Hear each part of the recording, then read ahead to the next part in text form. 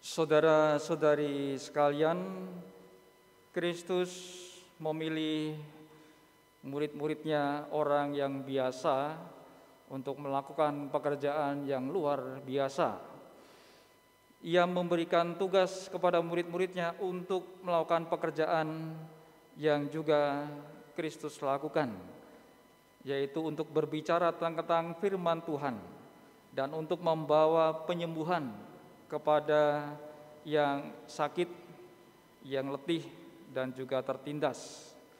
Dalam pemilihan ke-12 Rasul, kita melihat ciri khas pekerjaan Tuhan.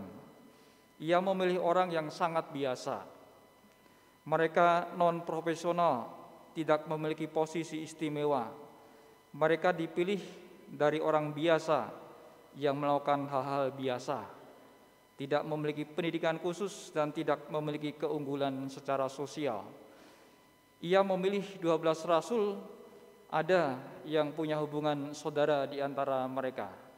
Dan para rasul atau para murid Kristus disebut namanya dan mereka disebut secara berpasangan.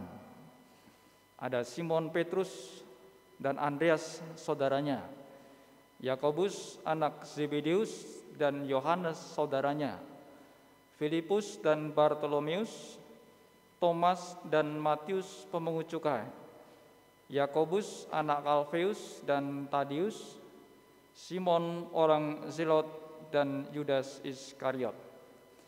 Ada di antara para muridnya bukan orang baik, yaitu Matius pemungut cukai. Kendati dia pada awalnya memang sudah berbuat salah dengan memungut cukai, merugikan rakyat, akan tetapi Matius ini kemudian berubah hidupnya.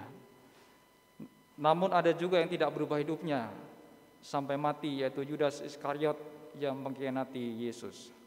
Saudara-saudari, dari nama-nama para murid Kristus yang kita dengar dari Injil tadi, baik itu Simon Petrus, Andreas, Yakobus, Yohanes, Filipus, Bartolomeus dan seterusnya, itu menjadi nama-nama pelindung baptis dari orang beriman Katolik.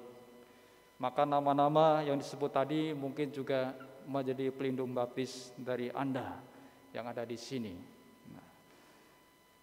Nama-nama itu kemudian melakukan tugas yang diberikan kepada mereka, yaitu untuk mewartakan kerajaan Allah sudah dekat, menyembuhkan orang yang sakit secara jasmani maupun rohani, serta mengusir roh-roh jahat, dan juga tentu ada karya-karya yang lainnya. Ketika mereka melaksanakan karya perutusan dari Kristus, mereka melakukan perbuatan-perbuatan yang baik, dan tentu buah-buah yang baik dapat dirasakan hingga saat ini kita juga dapat beriman kepada Kristus. Dan nama-nama yang tadi disebutkan atau nama pelindung baptis dari orang Katolik, menurut Yesaya itu bukan sekedar nama yang dipilih supaya menjadi syarat untuk menjadi pelindung baptis, Santo Santa. Entah itu Petrus, Paulus, Yakobus, Yohanes, Ignatius, Franciscus Xaverius, Maria, Marta, Yusuf, dan begitu banyak Santo Santa itu tentu punya makna yang sungguh berarti ketika dipilih sebagai Santo Santa pelindung baptis orang Katolik. Maka kalau orang Katolik sadar sudah menyandang nama-nama Santo Santa pelindung itu, ketika mereka berbuat baik, tentu orang-orang moga-moga juga mengenal mereka adalah pengikut Kristus. Ada Ignatius Wahono yang sudah berbuat jujur, orang akan mengenal Ignatius Wahono berbuat jujur. Ini saya sebut nama saja, kalau ada yang sama namanya, saya tidak bermaksud untuk menyamakan nama. Ada Yohanes Mulyadi yang suka menolong sesamanya, maka dikenal bahwa dia, Pak Yohanes Mulyadi, itu suka menolong sesamanya. Ada Marta Dewi Sriyanti, misalkan ya, yang juga di masyarakat hidupnya baik, dengan tetangga juga rukun, dengan keluarga rukun, maka orang akan mengenal bahwasanya Marta itu hidupnya baik. Namun tentu saja nama-nama Katolik ada juga yang kemudian buruk di masyarakat. Misalkan kalau sudah melakukan korupsi, tidak jujur, akan disebut Paulus siapa gitu. Wah, itu namanya, ada nama Katoliknya itu, korupsi. Dan di situ juga akan kemudian orang mungkin yang tahu, oh itu orang Katolik.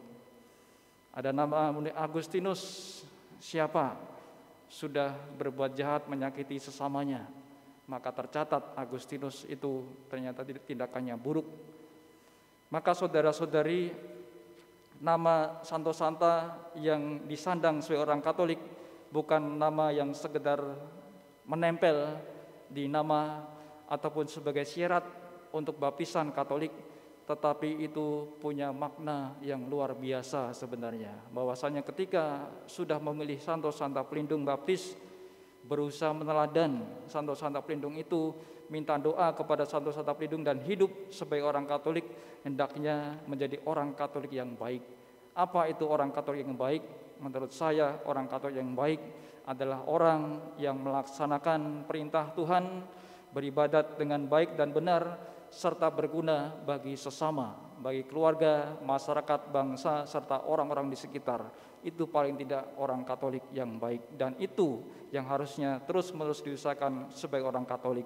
Sehingga ketika menyandang nama-nama orang kudus tadi, Petrus, Yakobus, Yohanes, Matius, Thomas, Ignatius, Antonius, Andreas, ataupun apapun itu, moga-moga dengan nama-nama itu membuat orang juga sadar untuk mengendalikan dirinya, sehingga perbuatannya adalah perbuatan baik semata yang dilakukan dalam hidup ini. Saudara-saudari sekalian, Kristus itu menginginkan orang biasa itu dapat mengambil bagian atau mengambil tugas serta melakukannya dengan sangat baik. Ketika Tuhan memanggil kita untuk melayani, kita tidak boleh berpikir kita tidak punya apa-apa atau sangat sedikit untuk dipersembahkan. Tuhan mengambil apa yang orang biasa seperti kita dapat tawarkan, dan Tuhan juga akan menggunakannya untuk kebesaran kerajaannya. Apakah Anda percaya bahwa Tuhan ingin bekerja di dalam diri Anda dan melalui Anda untuk kemuliaannya? Saudara-saudari terkasih, para murid yang sudah dipilih Tuhan melakukan pekerjaan atau tugas untuk sesama, mereka mendapat kuasa menyembuhkan orang dari segala penyakit dan kelemahan, mengusir roh jahat. Mereka punya kuasa yang diberikan Tuhan dengan cuma-cuma, maka berikanlah pula dengan cuma-cuma. Para murid berguna hidupnya untuk sesama saat mereka menjalankan perutusan dari Tuhan. Kalau pada zaman dulu, para murid itu mampu menyembuhkan orang dari segala penyakit dan kelemahan, lalu bagaimana zaman sekarang? Apakah juga mampu menyembuhkan orang dari segala penyakit dan kelemahan? Tetap mampu untuk melakukan itu. Gereja Katolik punya rumah sakit, itulah kesempatan orang-orang Katolik juga mampu menyembuhkan yang sakit, ataupun kemudian bahkan menyelamatkan orang yang mau meninggal, ataupun perbuatan baik lainnya. Ada pasti dokter-dokter Katolik, perawat, apoteker, dan segala macam profesi yang tujuannya mampu untuk menyelamatkan orang yang sakit ataupun butuh bantuan. Dan juga karya-karya lain yang begitu banyak tentu sudah dilakukan oleh orang Katolik, itu tentu perlu kita syukuri.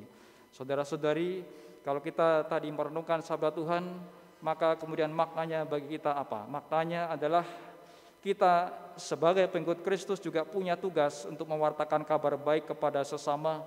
Sekali lagi kita berusaha agar hidup kita ini bermanfaat bagi keluarga, bagi sesama, masyarakat, bangsa, ataupun dimanapun kita berada. Sehingga dengan Santo Santa yang melekat dalam nama kita, kita pun kemudian sungguh-sungguh menjadi murid-murid Kristus yang sejati pada zaman sekarang ini, untuk mewartakan kabar baik, untuk kemudian mampu berguna bagi sesama, bagi orang-orang ataupun masyarakat di sekitar kita. Kita terus berusaha agar kita mampu menjadi orang yang berguna sebagai orang Katolik, bermanfaat bagi masyarakat, dan kita tentu terus mohon kepada Roh Kudus agar membantu kita pula mampu menjadi orang-orang pengikut Kristus yang sungguh-sungguh melaksanakannya sabdanya dalam hidup sehari-hari, dan kita pun mampu membantu orang-orang di sekitar kita untuk merasakan kasih karunia Allah dalam hidup mereka. Mari kita usahakan itu semua dan terus minta bimbingan Roh Kudus agar kita juga mampu untuk menjalankan tugas perutusan seperti Tuhan juga sudah mengutus 12 rasul untuk mengembalakan domba-domba yang membutuhkan perhatian. Kita hening sebentar untuk meresapkan sabda Allah.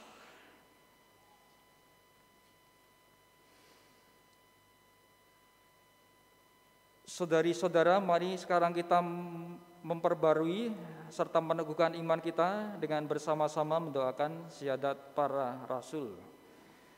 Aku percaya akan Allah, Bapa yang Maha Kuasa, Pencipta langit dan bumi, dan akan Yesus Kristus, Putranya yang tunggal Tuhan kita, yang dikandung dari Roh Kudus, dilahirkan oleh perawan Maria, yang menderita sengsara dalam pemerintahan Pontius Pilatus, disalibkan, wafat, dan dimakamkan, yang turun ke tempat penantian pada hari ketiga bangkit dari antara orang mati, yang naik ke surga, duduk di sebelah kanan Allah Bapa yang Maha Kuasa. Dari situ Ia akan datang mengadili orang yang hidup dan yang mati. Aku percaya akan Roh Kudus, Gereja Katolik yang kudus, persekutuan para kudus, pengampunan dosa, kebangkitan badan, kehidupan kekal. Amin.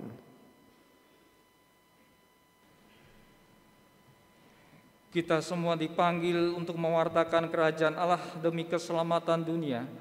Mari kita sampaikan doa-doa agar kita semakin diteguhkan dalam melaksanakan tugas perutusan kita. Bagi Bapak Suci, para uskup dan para imam, ya Bapak